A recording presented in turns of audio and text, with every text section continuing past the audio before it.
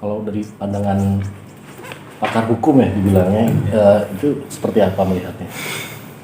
Iya, dari apa yang saya baca dan lihat di media, ini memang persoalannya sangat personal ya. Dari tersangka yang sudah ditetapkan oleh pihak kepolisian dengan korban, katakanlah seperti itu. Ya, sehingga memang sejauh ini langkah-langkah yang dilakukan oleh pihak penyidik, saya kira sudah tepat ya, untuk memastikan aspek pembuktian dari tindak pidana yang dipersangkakan. Terutama yang saya kira paling kuat adalah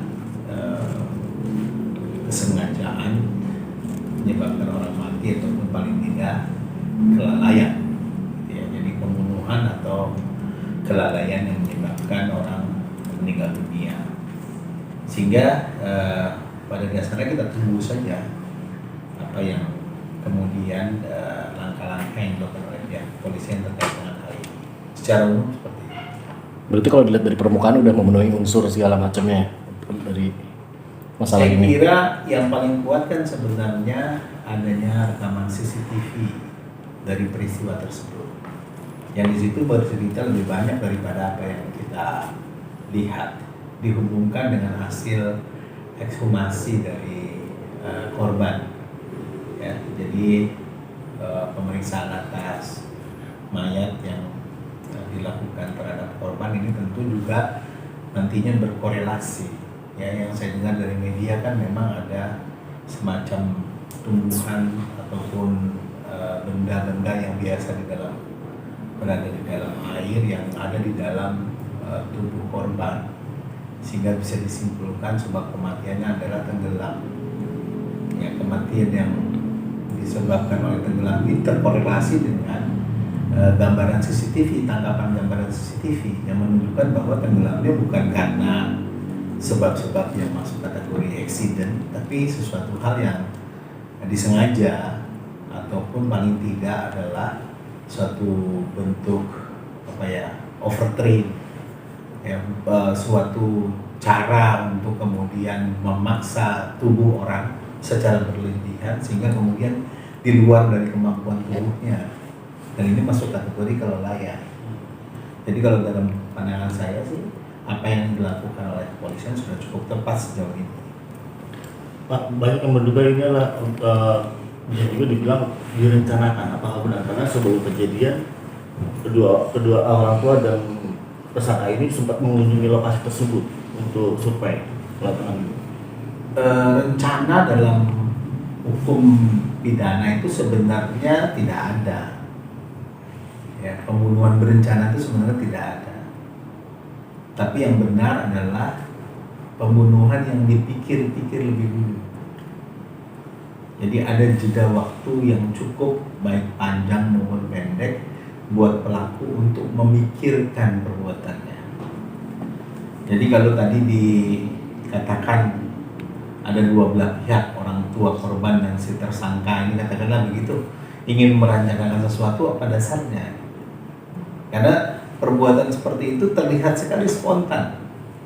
Apa yang terjadi di CCTV yang saya lihat ya, walaupun kadang-kadang kelihatan agak buram-buram sedikit, itu terlihat spontan yang terjadi pada waktu itu. Jadi tidak bisa diperluas persoalannya dengan peristiwa-peristiwa yang terjadi sebelumnya. Misalnya ada komunikasi antara orang tua korban dengan si pelaku ini, katakanlah seperti itu. Ya, saya kira tidak berkorelasi langsung dengan peristiwa yang ada seperti itu. Jadi tidak ada dasar untuk mengatakan ada rencana dalam hal ini. Kalau misalnya orang tua korban sebelumnya survei atau mengunjungi tempat yang kemudian menjadi tempat kejadian perkara, katakanlah seperti itu saya kira soal kebiasaan. Tinggal dilihat apakah yang bersangkutan memang biasa seperti itu. Misalnya mau mengajak anaknya jalan, dia lebih dulu googling. Sekarang untuk survei kan bisa saja googling dulu. Atau kalau kebetulan lewat di situ mungkin mampir di situ dulu. Itu biasanya bentuk dari proteksi seseorang, dan itu sesuatu hal yang tidak spontan. Selagi bisa dibuktikan itu memang biasanya kebiasaan dia seperti itu, saya kira tidak ada hubungannya dengan peristiwa ini. Beberapa katakanlah survei yang dilakukan yang bersangkutan ya, dan itu tentang kebiasaan saja. Jadi saya melihat tidak ada apa yang disebut dalam hukum namanya meeting of mind. Meeting of mind itu semacam kesepahaman antara kedua belah pihak nih. Karena si ibu korban ini kan tidak ada di lokasi, tidak ada di tempat, tidak berkontribusi terhadap terjadinya peristiwa. Jadi kalau mau menghubungkan dengan dia, pasti peristiwa-peristiwa sebelumnya yang menggambarkan ada meeting of mind di antara mereka, adanya kesepahaman di antara mereka. Dan itu apa yang saya baca, yang saya ketahui tidak ada yang terkorelasi, tidak ada yang terhubung dengan peristiwa itu. Bahkan malah sebaliknya, yang saya baca itu sempat, nanti kalau mau ke kolam renang tunggu saya dulu ya, kalau nggak salah seperti inilah kurang lebih ininya. Itu kan menunjukkan sesuatu hal yang menunjukkan bahwa si pelaku, si tersangka ini telah melampaui apa yang kemudian menjadi kebijaksanaan atau keputusan dari ibu korban. Jadi tanggung jawab pribadi dialah kenapa peristiwa itu sempat terjadi. Yang yang belum terungkap sampai sekarang sebenarnya kan motif. Kalau mau kita katakan ini pembunuhan, kan harus ada motif. Apa motivasinya? Gitu. Baik si pelaku, apalagi ibunya korban. Kalau mau menghubungkan ke ibunya korban, apa motivasinya? Ya. Jadi kontribusi perbuatan tidak ada, motif tidak ada, meeting of mind tidak ada. Jadi saya pikir sangat jauh kalau dikatakan ini ada persekongkolan, ada kesepakatan, ada permufakatan di antara ibunya korban dengan pelaku terkait dengan peristiwa itu. Apa yang ada di hadapan kita semua, mungkin juga apa yang ada di dalam hasil penyidikan pihak kepolisian adalah memang peristiwa yang terjadi dalam spot di kolam renang itu, ya, tidak terhubung dengan peristiwa-peristiwa lain terkait dengan hal ini. Saya kira seperti itu. Tapi Pak berarti dapat disimpulkan tadi omongan Bapak bahwa spekulasi liar nih di beberapa sosmed yang menyebutkan bahwa ada keterlibatan si ibu gitu terbantahkan ya Pak dari fakta-fakta yang selama ini ditunjukkan gitu.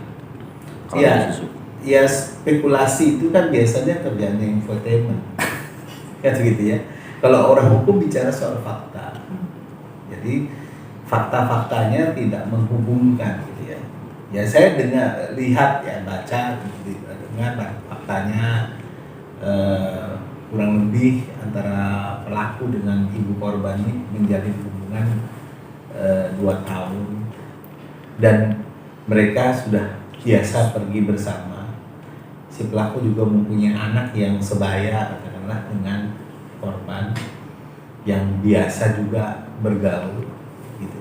Nah itu fakta-fakta yang kita lihat, yang coba kita konstruksi secara hukum. Ya, kalau kita konstruksi secara hukum, peristiwa ini agak sulit untuk dikaitkan dengan adanya keterlibatan si ibu. Ya, walaupun ya spekulasi yang berkembang oleh kalangan media ataupun sementara orang mungkin berlatar belakang hukum juga gitu ya. Ya sebenarnya kalau apalagi profesinya advokat, kalau tidak ada hubungannya dengan perkara ini ya tidak relevan untuk mengomentari gitu. Kan gitu ya. Kalau saya memang tentu dalam kapasitas tadi diminta sebagai pakar gitu. Ada beberapa tahun yang lalu saya juga memberikan keterangan ahli terkait kematian seorang anak yang jatuh dari apartemen lantai 6. Anak seorang artis juga, gitu. Ya sama, pijakan kita adalah fakta. Ada nggak fakta yang mendukung kemungkinan keterlibatan ayah dari anak itu yang menyebabkan korban meninggal dunia? Fakta, bukan gosip, bukan spekulasi. Jadi faktanya sejauh ini tidak ada yang mendukung keterlibatan pihak lain selain yang sudah ditetapkan tersangka. Dan saya kira juga kepolisian juga tidak akan katakanlah punya kepentingan untuk katakanlah melindungi pihak tertentu atau misalnya menutupi keterlibatan pihak tertentu. Bagi kepolisian ini kasus merah putih, katakanlah seperti itu ya. Jadi pasti apa adanya yang akan mereka ungkap mengenai hal ini. Dan sejauh ini masih menunjukkan adanya keterlibatan pembuat tunggal, yaitu tersangka itu.